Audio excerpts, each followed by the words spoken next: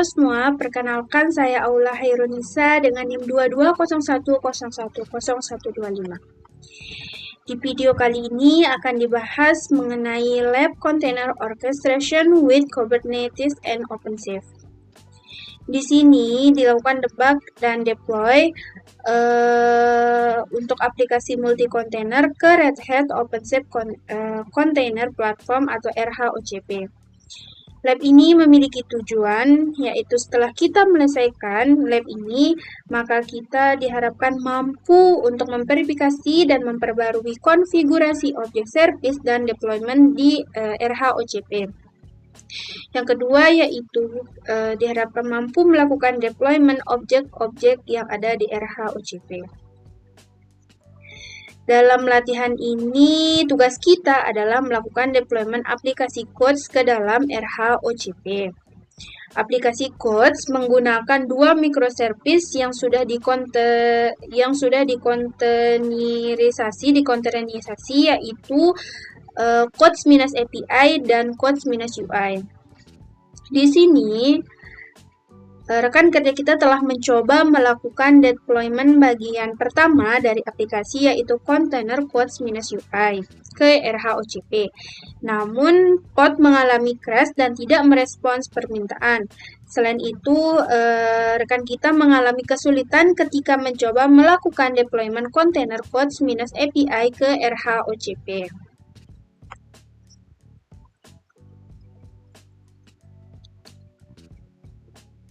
Di sini ilustrasinya itu sebagai ahli RHOCP di perusahaan, kita ditugaskan untuk membantu rekan kerja kita untuk menyelesaikan permasalahan ini.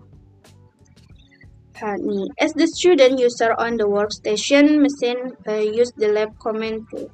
Dan sebagai pengguna student di mesin workstation, kita digunakan untuk melakukan perintah lab dengan membuat project bernama OCP-lab. Dan yang kedua yaitu melakukan deployment microservice dengan codes-UI. Nah, langkah pertama yang harus kita lakukan adalah men-start untuk OpenShift Lab.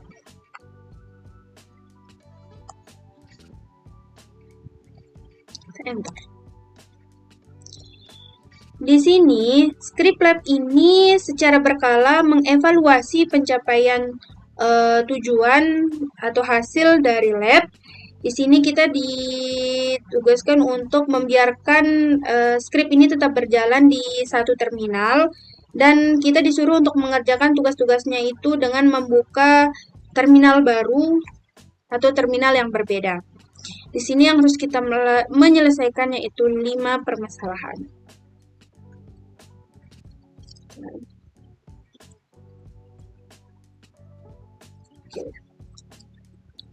Kita beralih ke instruksi yang pertama.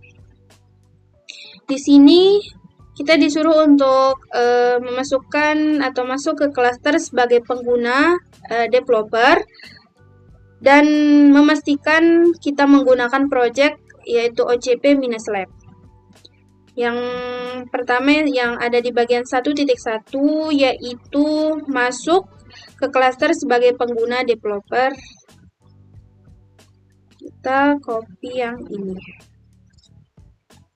Dengan perintah oc login spasi -u spasi developer spasi -p spasi developer spasi slash yaitu dia pindah baris, kemudian https://2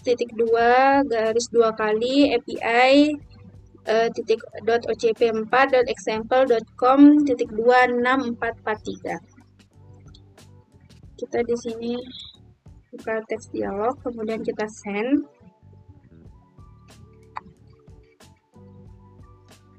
Dan enter.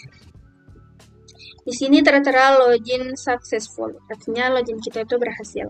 Beralih ke 1.2 yaitu memastikan kita menggunakan project ocp.lab dengan perintah oc spasi project spasi ocp-lab.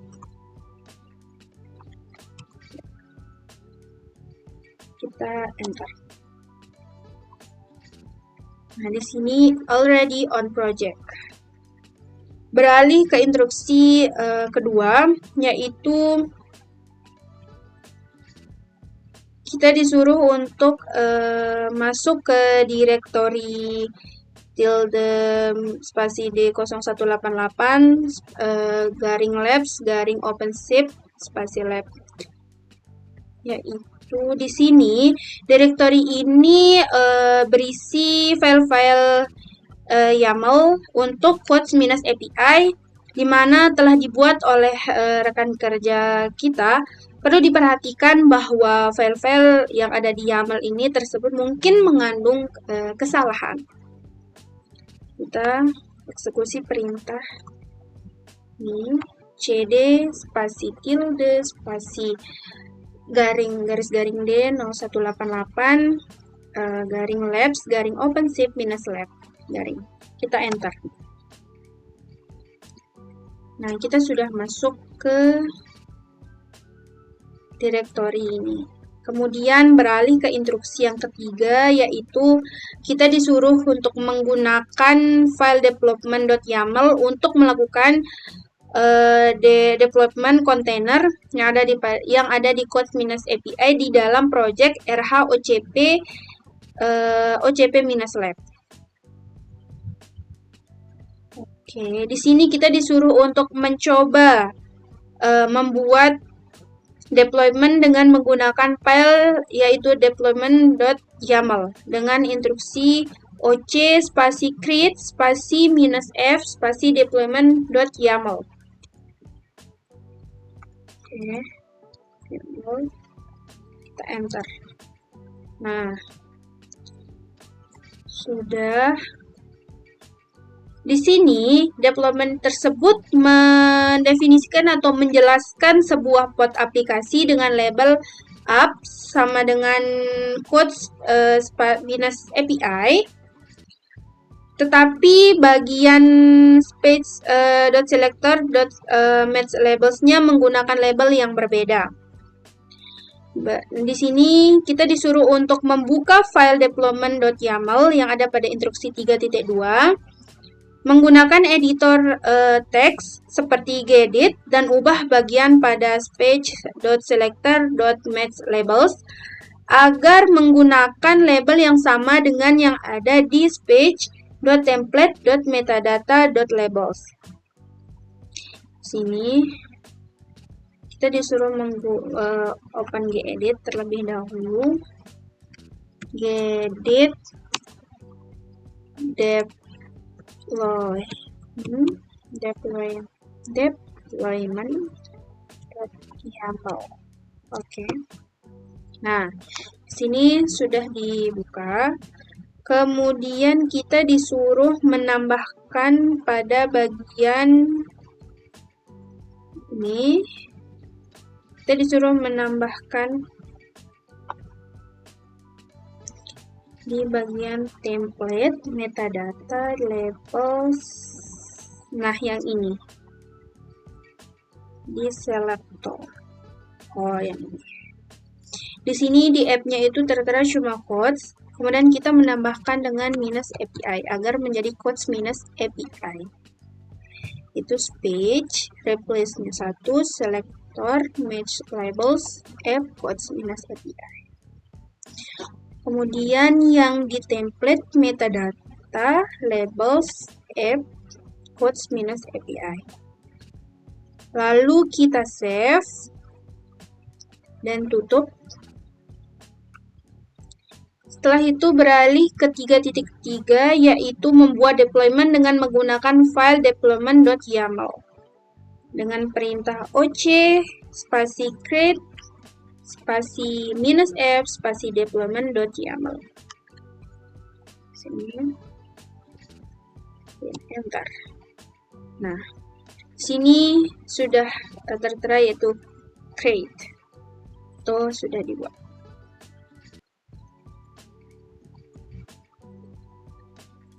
Oke.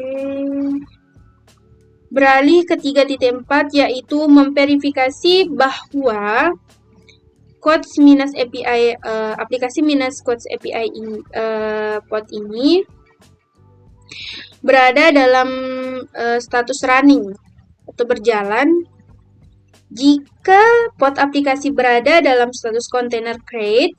Jalankan perintah sebelumnya lagi setelah beberapa detik. Oke, kita coba. oc get spasi po. Nah, coba. Nah, sini kalau dia masih statusnya seperti ini, kita disuruh untuk melakukan itu setelah beberapa detik. Kita lagi get. Oke, sebentar. Kita tunggu beberapa detik dulu. Oke, sudah 1.1 yang ada pada quotes minus API, dia sudah di sini statusnya running. Maka instruksi 3 sudah kita lakukan. Beralih ke instruksi 4.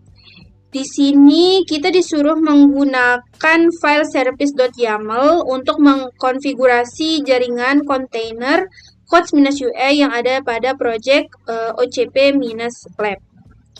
Di sini kita disuruh untuk mengkonfigurasikan file service.yaml supaya memenuhi persyaratan berikut. Yang pertama, kontainer quotes-ui harus dapat mengakses kontainer quotes-API melalui URL atau halaman web http://quotes-api.2.8080.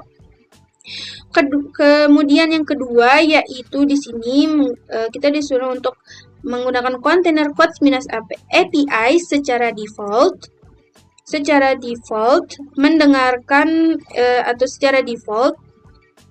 mendengarkan pada port atau melihat pada port 8080. Kita disuruh yang ketiga yaitu mendeploy kontainer quotes-ui setelah kontainer quotes-API tersedia dan dapat diakses di host quotes-API.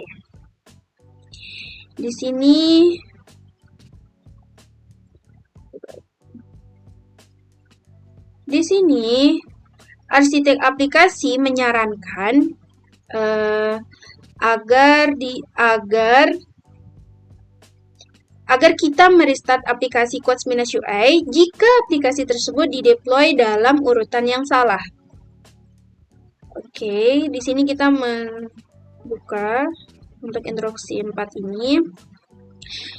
Instruksi pada 4.1. Di sini kita disuruh untuk membuka file service.yaml menggunakan editor teks seperti gedit, lalu mengkonfigurasikan service agar melayani pada port 8080. Di sini kita disuruh untuk membuka gedit service.yaml. Nah, di sini kita disuruh untuk menggunakan port 8080. Nih, kita disuruh menggunakan port 8080. Kemudian target portnya juga yang ada pada 4.2, kita juga disuruh untuk mengkonfigurasikan service agar mengirimkan permintaan ke port 8080. Di 4.2 ini juga disuruh untuk target portnya 8080. Kemudian di 4.3, kita disuruh untuk mengkonfigurasikan service agar mengirimkan permintaan ke port-port yang memiliki label quotes-API. Di 4.3 ini, pada bagian app, kita disuruh untuk menambahkan agar menjadi quotes-API. Lalu beralih ke 4.4, kita juga disuruh untuk mengkonfigurasikan service agar tersedia dengan hostname quotes-API. Oke, 4.4, hostname-nya itu menjadi quotes-API. Oke, course name-nya itu course minus API. Metadata labels app course name-nya yaitu course minus API, tadi itu selektor course minus API. Kemudian pada instruksi 4.5 kita disuruh untuk membuat service dengan menggunakan file service.yaml. Oke, di sini kita save terlebih dahulu. Kemudian kita tutup. Lalu kita beralih ke instruksi ke 4.5 yang disuruh membuat service menggunakan file service.yaml. Sini kalau kita copy paste. Oke, kita enter. Sini sudah dibuat dengan service dengan codes minus API. Beralih ke 4.6, kita disuruh untuk memverifikasi konfigurasi service dengan alamat IP endpoint mungkin berbeda dengan yang muncul pada output kita. Di sini itu mungkin berbeda dengan output kita.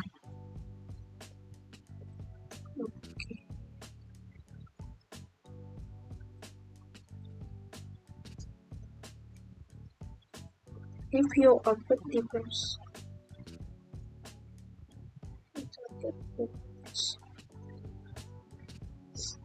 Setelah itu kita beralih ke 4.7, yaitu kita disuruh untuk memverifikasi bahwa kontainer codes-UI masih mengalami kegagalan atau failing.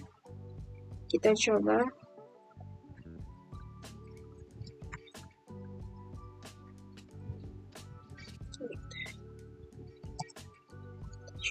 Ya, di sini tertera yaitu crash loopback op.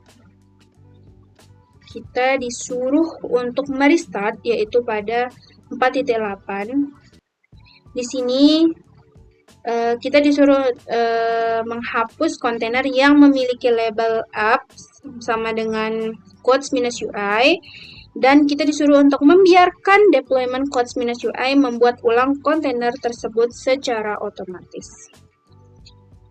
Oke, kita disuruh menghapus terlebih dahulu.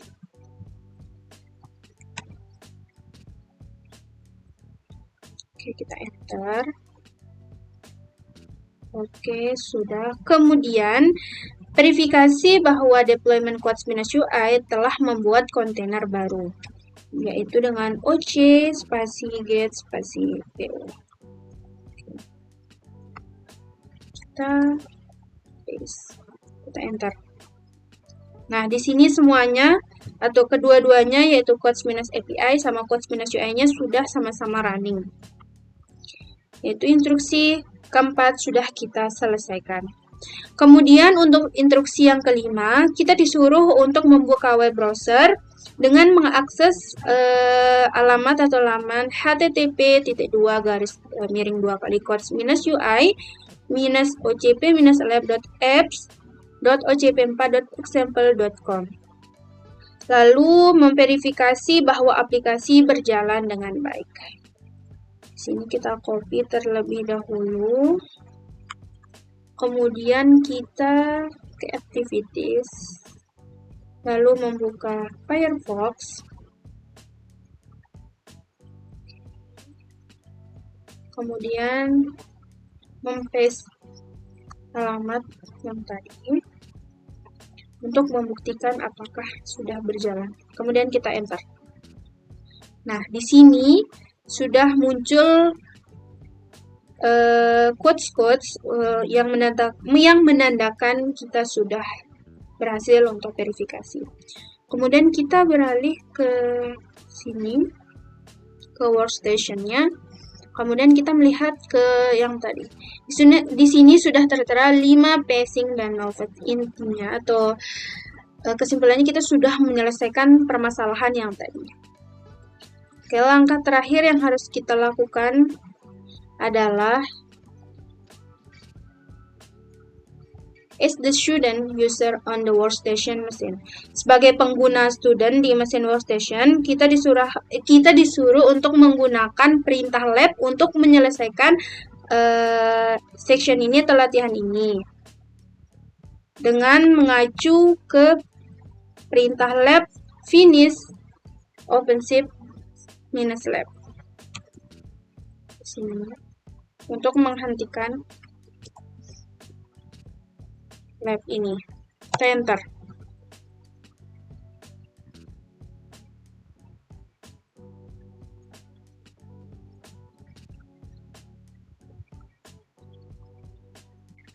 Sekian penjelasan mengenai section 8.5 ini. Saya ucapkan terima kasih banyak dan mohon maaf apabila ada kesalahan dalam mengucapkan maupun menjelaskan. Terima kasih.